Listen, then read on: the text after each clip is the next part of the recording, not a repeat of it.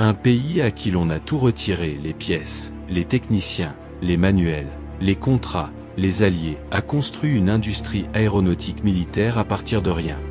Non pas parce qu'il en avait les moyens, parce qu'il n'avait pas d'autre choix.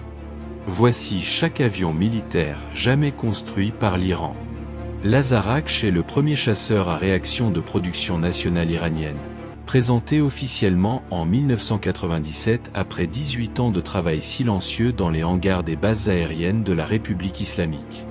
Les ingénieurs iraniens, privés de tout soutien américain depuis la Révolution, avaient passé près de 2 décennies à démonter, étudier et reproduire les composants du F-5 Tiger II, un chasseur léger américain que le Shah avait acquis en grande quantité dans les années 1970. Le résultat était un appareil structurellement familier mais entièrement produit sur le sol iranien, avec une avionique locale et des systèmes d'armement intégrés sans assistance étrangère. L'Azarakh prouvait une chose précise: l'embargo n'avait pas détruit la capacité, il l'avait forcée à naître. Le Sakai est le successeur direct de l'Azarakh, présenté pour la première fois en 2004 et entré en service opérationnel dans les années suivantes. Sa configuration à double dérive caudale rappelle visuellement le F-A-18 Hornet américain, une ressemblance que les analystes occidentaux ont immédiatement notée et que les officiels iraniens n'ont jamais vraiment contredite. Développé par l'Organisation des industries aéronautiques iraniennes, le Sakai intègre des améliorations aérodynamiques par rapport à l'Azarakh tout en conservant la même philosophie industrielle fondamentale: concevoir un appareil que l'Iran peut produire, armer et maintenir sans dépendre d'aucune chaîne d'approvisionnement étrangère. Il est apparu en formation lors de plusieurs exercices militaires officiels, démontrant une capacité opérationnelle collective que ses détracteurs avaient longtemps jugée improbable. Présenté en 2018 comme le premier chasseur de 4e génération de production entièrement nationale, le Kawsar a été accueilli avec un scepticisme marqué dans les milieux analytiques occidentaux, principalement en raison de sa ressemblance extérieure évidente avec la famille F-5. Les responsables iraniens ont cependant été plus précis que ne le suggérait la couverture médiatique internationale. La revendication portait sur la capacité de fabrication industrielle, pas sur une percée conceptuelle originale. L'Iran affirmait pouvoir produire des cellules, de l'avionique et des systèmes de combat sans chaîne d'approvisionnement extérieure, une affirmation industrielle bien plus crédible qu'une prétention à l'innovation de conception. Lors de sa présentation officielle, le Kawsar a effectué des vols de démonstration confirmant une capacité de vol réelle. La fabrication était le message central. Le KR-313 reste l'appareil iranien le plus analysé, le plus controversé et le moins définitivement résolu de toute l'histoire aéronautique militaire de la République islamique. Présenté en 2013 comme un chasseur furtif de conception entièrement nationale, il a suscité un examen immédiat et approfondi. Cockpit jugé trop étroit pour des instruments standards, prise d'air considérée insuffisante pour un flux moteur viable, verrière trop plate pour un casque de pilote opérationnel. Et pourtant, des photographies et vidéos officielles l'ont montré en vol. Les forums d'analystes n'ont jamais atteint de consensus. Les gouvernements non plus. Ce que le KR-313 prouve avec certitude, indépendamment de ses capacités réelles, c'est qu'Iran continue d'investir dans des programmes de chasseurs furtifs sous embargo total, ce qui constitue en soi une information stratégique significative. Le Shafag est un avion d'entraînement avancé à réaction avec des capacités de combat limitées, dont le développement s'est étendu sur plusieurs décennies à un rythme délibérément lent. Montré publiquement pour la première fois en 2009, il n'a jamais atteint un statut opérationnel pleinement établi au sens conventionnel.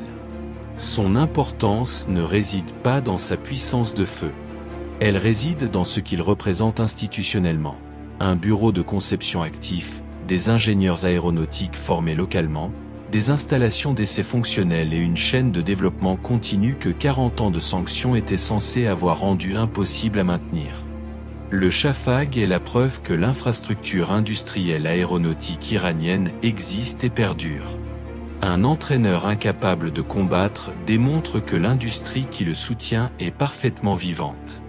Le Yasin est l'avion d'entraînement à réaction avancée de production nationale développé pour réduire la dépendance iranienne vis-à-vis des plateformes d'entraînement étrangères, comblant ainsi le dernier maillon manquant d'une chaîne de puissance aérienne véritablement indépendante. Il reçoit moins d'attention internationale que les programmes de chasseurs, précisément parce qu'il n'est pas conçu pour combattre. Cette discrétion masque son importance réelle. Former des pilotes dans le pays, sur des appareils nationaux, selon des programmes d'instruction entièrement développés sans aide extérieure, élimine la dernière vulnérabilité structurelle d'une force aérienne sous embargo. Un chasseur sans pilote formé n'est qu'une sculpture de métal. Le Yasin est le mécanisme par lequel l'Iran garantit que ses chasseurs trouveront toujours des pilotes compétents sans demander d'autorisation à qui que ce soit au-delà de ses frontières.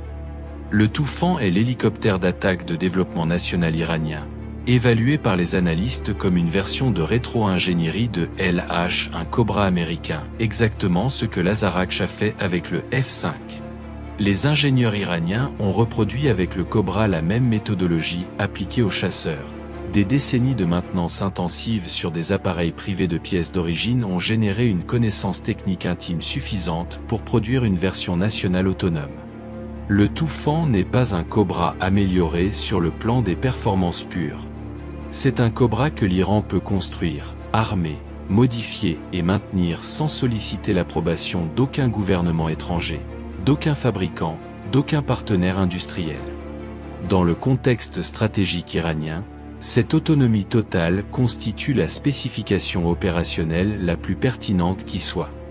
Le Shahed 285 est un hélicoptère léger armé de conception entièrement nationale qui complète l'arc d'indigénisation à voilure tournante de l'Iran des Cobras américains livrés sous le Shah, passant par le Toufan issu de la rétro-ingénierie, jusqu'à un appareil léger dont chaque composant existe parce que l'embargo a rendu chaque étape précédente obligatoire. Sa conception légère lui confère une agilité tactique utile pour des missions de reconnaissance armée et d'appui rapproché dans des terrains variés.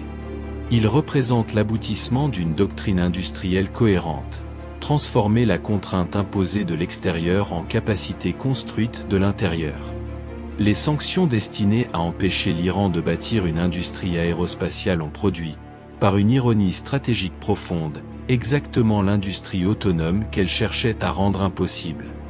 Le Shahed 136 a opéré sur plus de théâtres de conflit que n'importe quel autre appareil iranien de l'histoire récente. Yémen, Libye, Nagorno-Karabakh, Ukraine. C'est un drone d'attaque unidirectionnel à aile delta propulsé par un moteur à piston, conçu pour être produit en masse et accepté comme consommable. Son coût unitaire d'environ $20 000 en fait une munition, pas un investissement.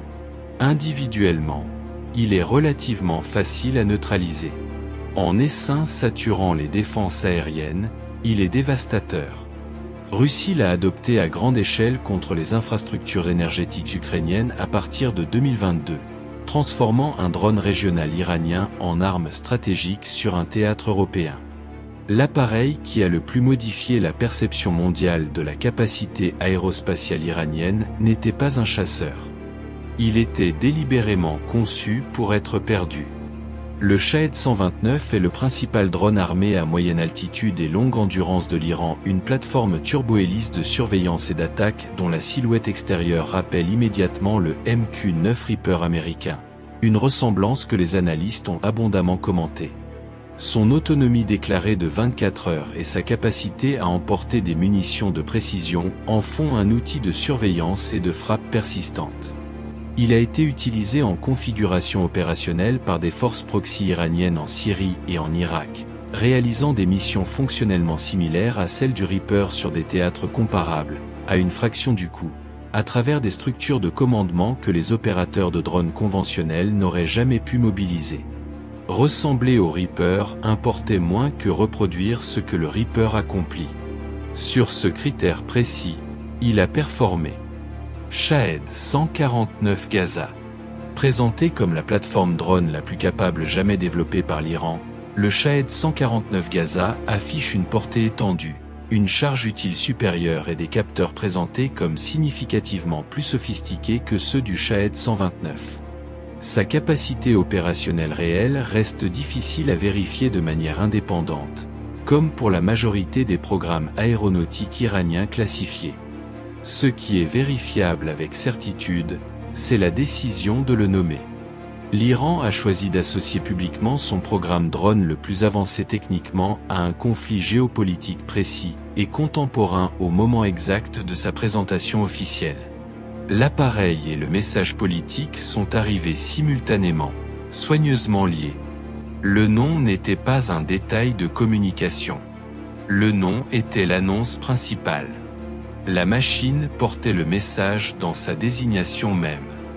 Le Fotro est le plus grand drone de production nationale jamais développé par l'Iran, un système turbo-hélice à longue endurance présenté en 2013 avec une portée déclarée de 2000 km et une autonomie de 30 heures.